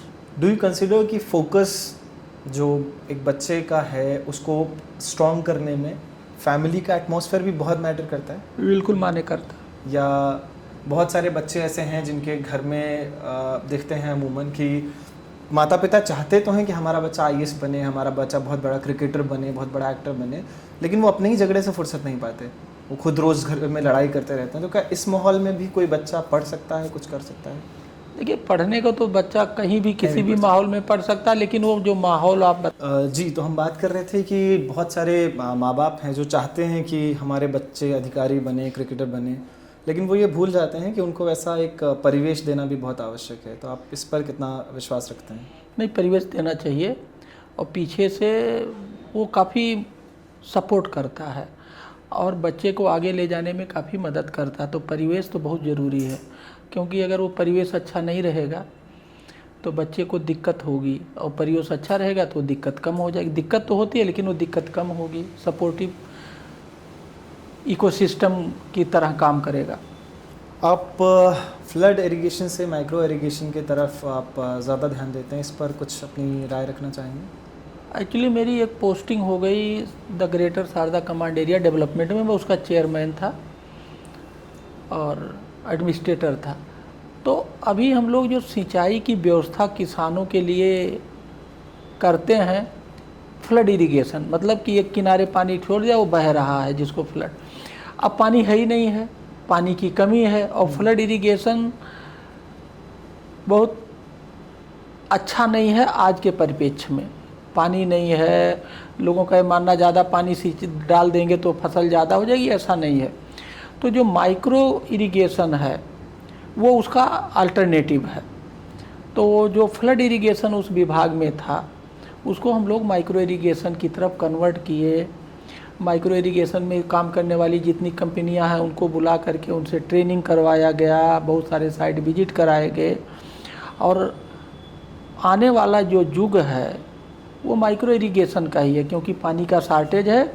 और माइक्रो इरिगेशन से पानी का जो मिसयूज है या ओवर यूज है वो कम होता है। तो एक तरह से हम लोग खेत की सिंचाई करते हैं, हमें खेत की सिंचाई नहीं, हमें फसल की सिंचाई करना है। तो इस वजह से, और सरकार इस पर काफ़ी जोर दे रही है कि फ्लड इरिगेशन से माइक्रो इरिगेशन की तरफ, जिससे कि कम सिंचाई में अधिक पैदावार हो और पानी का बचत भी हो। तो इसलिए माइक्रो इरिगेशन हम सबकी ज़रूरत बन गई है, और हम सभी को फ्लड इरिगेशन से माइक्रो इरिगेशन पे आना चाहिए। डॉक्टर साहब, आप कभी राजनीति में जा सकते हैं या उधर आपका रुझान है? सोशल वर्क में मेरा रुझान है, राजनीति में मेरा कोई रुझान नहीं है। लेकिन सोशल और राजनीति एक सिक्के के दो पहलू हैं। तो जो मेरी वर्किंग फंक्शनिंग स्टाइल है, जनता के बीच रहना, जनता से सादगी से मिलना, उनकी मदद करना, तो बहुत सारे लोग मेरे को देख के यही सोचते हैं कि मेरा रुख राजनीतिक हो सकता है। लेकिन अभी मेरा कोई ना ऐसा सोच है, ना मेरी ऐसी कोई प्लान है, और ना मेरा ऐसा कोई विचार है। दर्शक जानना चाहेंगे, अगर अवसर मिला, क्योंकि कुछ भी हो सकता है, जैसा आप जानते हैं कि अगर अवसर मिला राजनीति में जाने का, तो क्या महोदय जाएंगे राजनीति में? देखिए, राजनीति जितना बाहर से जो दिखती है, अंदर से वो है नहीं। चूँकि हम बहुत क्लोजली काम करते हैं, चुनाव करवाते हैं, रिजल्ट डिक्लेयर करते हैं, प्रमाण पत्र देते हैं, फिर राजनेताओं के साथ चोली दामन के रिश्ते वाला के रिश्ते में रह के काम करते हैं, तो हमें अंदर बाहर सब पता है। तो ये जितना बाहर से अच्छा दिखता है या जितना है, तो मेरा अभी कोई ऐसा विचार नहीं है। अब भविष्य को तो आप जानते हो जी। कि भविष्य कहते हैं ना, कुछ चीज़ जो डेस्टिन्ड होता है वो डेस्टिनी क्या है वो मैं नहीं जानता, लेकिन मेरा कोई ऐसा विचार या रुख या कोई सोच नहीं है। एक कहावत बड़ी प्रचलित है कि राजनीति में कोई किसी का सगा नहीं होता, हम्म। आप इससे ताल्लुक़ रखते हैं? ये कहावत तो राजनीति में कोई किसी का सगा नहीं होता है। अगर सगा नहीं होता तो राजनीति चलती कैसे? सगा होता है और वो सगे ही लोगों को मत देते हैं, वोट देते हैं और रात दिन रह के काम करते हैं। लेकिन ये कहते हैं कि राजनीति में कोई किसी का सगा नहीं होता, लेकिन मैं इसको मानता नहीं। सगे होते हैं, हो सकते हैं, मतलब राजनीति में भी हो सकते हैं। आपकी किताब डायनेमिक डीएम में बहुत सारे चैप्टर्स हैं, इसमें से आपका सबसे पसंदीदा अगर पूछे? पानी पानी। पानी का चैप्टर, क्योंकि देखो पानी नहीं रहेगा ना तो कुछ नहीं रहेगा। इसलिए, और पानी केवल एक गली मोहल्ले किसी एक व्यक्ति की समस्या नहीं है। पानी अब ये पूरा ग्लोबल समस्या है, ये पूरी दुनिया की एक समस्या बन गई है। पानी की समस्या हर जगह विकराल रूप धारण कर चुकी है, कई जगह पे, और कई जगह बहुत विकराल रूप धारण कर लेगी। और हमें सबको तुरंत जगने की ज़रूरत है और पानी के साथ दोस्ती करके पानी को बचाने की ज़रूरत है। सर, हमारे शो के जो पावर्ड बाय पार्टनर हैं ब्रांडेड बडीज़, ये युवाओं के लिए काम करते हैं, और आज का जो सबसे बड़ा समस्या युवाओं के साथ है, जो सबसे बड़ी प्रॉब्लम है, वो यही है कि उनको खुद पर विश्वास नहीं है और उनका डायरेक्शन बिल्कुल भी सही नहीं है। मतलब उनका ये भेड़ चाल वाला ज़माना चल रहा है कि ठीक है 10 लोग राजनीति में हैं तो 11वां हम भी ज्वाइन कर लेते हैं, 10 लोग प्रदर्शन कर रहे हैं तो हम भी उनके साथ में चले जाते हैं, और 10 लोग फॉर एग्जांपल किसी एक व्यक्ति के नाम के पीछे भाग रहे हैं तो 11वां हम भी जुड़ जाते हैं। वो ये रिसर्च ही नहीं करना चाहते हैं कि क्या उस व्यक्ति का समर्थन करना सही है या गलत। मतलब मुझे ऐसा लगता है कि ये बहुत बड़ी कमी है कि अब खुद के डिसीजन पावर बहुत कम हो गई है, डिसीजन मेकिंग बहुत कम हो गई है। वो भेड़चाल का ज़माना है कि 100 लोग इधर जा रहे हैं और 5 उधर हैं, तो 5 को छोड़ो, भले ही वो 5 सही, ये 100 गलत है, पर हम ये 100 की तरफ जाएंगे क्योंकि ये 100 है। तो उन युवाओं को क्या कहना चाहेंगे आप? देखिए, युवाओं का जो ये बात आप कह रहे हो, ये देखने को भी मिल रहा है, ये सुनने को भी मिल रहा है, इसमें काफ़ी हद तक सच्चाई भी है। इसमें जो गार्जियन का रोल है ना, जिसको कहते हैं पेरेंटिंग, हमने पेरेंटिंग भी छोड़ दिया है। क्या बच्चा पैदा कर देना ही बहादुरी नहीं है, उसको एक बच्चे के साथ लग करके और बच्चे को एक देश का अच्छा नागरिक बनाना, उस पर आप उसका कंट्रोल अपने पास रखना, उसको समझाना, ये पेरेंट का काम है। तो कहीं ना कहीं पेरेंट भी इसके लिए काफ़ी हद तक जिम्मेदार हैं। पहले समाज भी इसमें भूमिका अदा करता था, बच्चे को समझाना, बच्चे को नई दिशा बताना। अब वो वाली भी उसमें भी गिरावट आई है, क्योंकि बच्चा अपने घर में नहीं सुन रहा है, बाहर की तो कुछ सुनेगा। तो ये एक समस्या है, और इस समस्या का पहला समाधान तो घर में ही है, पेरेंटिंग।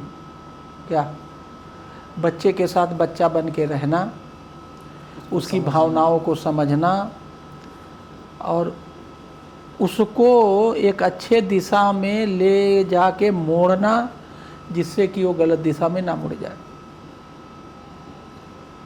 डेफिनेटली सर, जीवन में क्या करना है ये जानना ज़रूरी है और क्या नहीं करना है ये उससे भी अधिक ज़रूरी है कि आप ये जानें कि क्या नहीं करना है। आपने बात की पहले के बच्चों में और अब के बच्चों में। एक और डिफरेंस है सर कि पहले के बच्चों में, आपके समय में भी आपके अध्यापक जो हुआ करते होते थे, वो कुटाई पे बिलीव करते थे कि भाई नहीं मान रहा है तो इसको किसी तरीके से भाई बिन होए ना प्रीत वाला हाल है, कूट काट के सही कर दो। और आजकल के बच्चे हैं कि अगर टीचर ने हाथ भी लगा दिया तो पेरेंट्स 2-4 लोगों को लेके स्कूल पहुंच जाते हैं कि तुमने हमारे बच्चे को छुआ कैसे।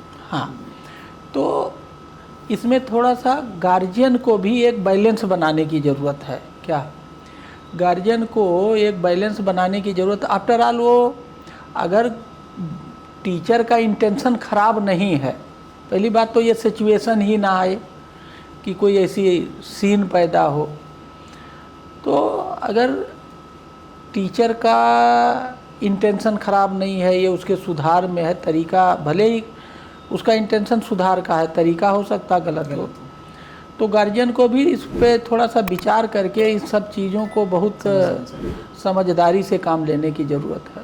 अग्रेसिव ना हो। हाँ, एग्रेसिव ना हो, एक बैलेंस बनाने की ज़रूरत हो।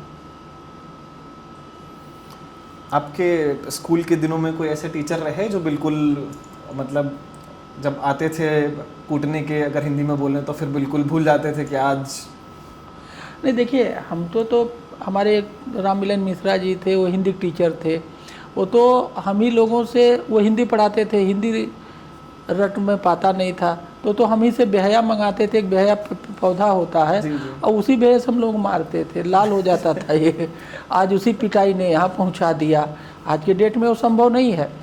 और वो कारण यह है ना, समय के अनुसार सब चीज़ें बदलती हैं। उस समय वो परिस्थिति थी, अब परिस्थिति बदली हुई है। लेकिन इसमें गार्जियन को काफ़ी, आज के डेट में गार्जियन को काफ़ी अलर्ट रहने की ज़रूरत है। क्योंकि पहले समाज भी सपोर्ट करता था, गार्जियन और बहुत सारे स्कूल भी सपोर्ट करता था, वहाँ का भी भय था, समाज का भी भय था। अब ये बहुत तरह की चीज़ें, बहुत तरह के जो कंट्रोल थे वो सारे कंट्रोल ख़त्म हो रहे हैं। इसलिए अब पेरेंट का रोल बहुत बढ़ गया है। बहुत बढ़ गया है। आजकल के ज़माने में ये भी है कि अगर पहले ऐसा होता था कि पड़ोसी हैं या गांव का कोई आदमी है, कोई गलत काम करते हुए देख ले तो टोक सकता था, मार भी देते थे कभी कभी तो कि गांव के चाचा हैं या दादा हैं पीटते हुए घर ला रहे हैं, ऐसा करते हुए। लेकिन आजकल है ये बच्चे भी कहते हैं और पेरेंट्स भी कहते हैं कि आपका क्या अधिकार बनता है, अपने किस अधिकार से इसको बोला। हाँ, तो यही हमें मेरिट पे जाने की ज़रूरत है। अगर किसी ने टोका है या रोका है गलत काम को और बच्चा उसकी शिकायत करता पेरेंट्स से, तो पेरेंट्स को देखना चाहिए कि वो क्यों टोका। अगर उसका टोकना सही है तो पेरेंट को फिर वहाँ एक बैलेंस बना के अपने बच्चे को समझाना चाहिए कि वो जो आपको टोक रहे हैं वो सही टोक रहे हैं, सही रोक रहे हैं और ये आपके भलाई में है। जाइए आप उनसे माफ़ी मांगिए और उनसे जो है आशीर्वाद लीजिए। निंदक नियरे राखिए आंगन कुटी छवाए, वो तो आपके निंदक हैं, आपकी कुटी को वो कि जो है कंस्ट्रक्शन कर रहे हैं। तो ये, लेकिन जो आप कह रहे हो ना कि आज के डेट में गार्जियन ये के बजाय जाकर लड़ता है। युवाओं की हम बात कर रहे हैं। एक समय था जब बहुत एक परसेंटेज ऑफ यूथ कह सकते हैं कि वो था अपने एम की तरफ, अपने गोल की तरफ। आज एक परसेंटेज ऑफ यूथ है बहुत ज़्यादा हावी है, लव मैटर्स हो, कोई पसंद है, प्रेम प्रसंग है, प्रेम विवाह है, उस पर बहुत ज़्यादा जाते हैं। मतलब ज़िंदगी में कोई गोल अचीव नहीं करना है, कुछ डिसाइडेड नहीं है, कोई एम आपका सेट नहीं है और सबसे पहले उनके दिमाग में आता है कि ठीक है 15, 16, 17 साल के हुए और अब हमारे लिए प्रेम विवाह या प्रेम बहुत ज़रूरी है। हाँ, तो ये इमेच्योरिटी है। देखिए वो एज मेच्योर एज नहीं है, आपको बहुत ज़्यादा चीज़ें समझदारी वो नहीं है जो एक अच्छी लाइफ के लिए होना चाहिए। तो बहुत इसमें अलर्ट रहने की ज़रूरत है, सतर्क रहने की ज़रूरत है और वही आपको कामयाब बनाएगा। अगर आप सतर्क अलर्ट नहीं रहेंगे और इधर उधर उलझेंगे, इधर उधर डाइवर्ट होंगे तो ज़िंदगी आसान नहीं होगी। चलते चलते आपसे जानना चाहेंगे सर कि आप भी ज़िंदगी में कभी ना कभी डिमोटिवेट हुए होंगे, हतोत्साहित हुए होंगे, आप उससे निकलने का कौन सा तरीका इस्तेमाल करते हैं? Forget and forgive. Forget and forgive. जो बुरी चीज़ है जो आपके खिलाफ हो सकता है तो उसको फॉरगेट फॉरगिव कर दीजिए और बेहतर होगा वो। अब भूल जाइए, उस पर ध्यान नहीं मत ले जाइए, माफ़ कर दीजिए। Forget and forgive. और आपका सक्सेस मंत्र? अच्छी नीयत से मेहनत, आपकी ज़िंदगी केवल और केवल आप ही सुधार सकते हैं, बना सकते हैं और बिगाड़ सकते हैं।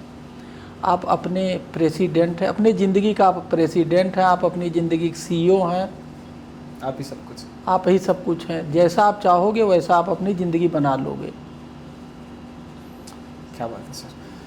अंतिम सवाल इसी श्रृंखला में ये पूछना चाहूँगा, ये सहयोग से सुशासन, सुशासन से समृद्धि, डायनेमिक DM, ये बुक अगर मैं कहूँ कि हर व्यक्ति को पढ़नी चाहिए तो क्यों पढ़नी चाहिए?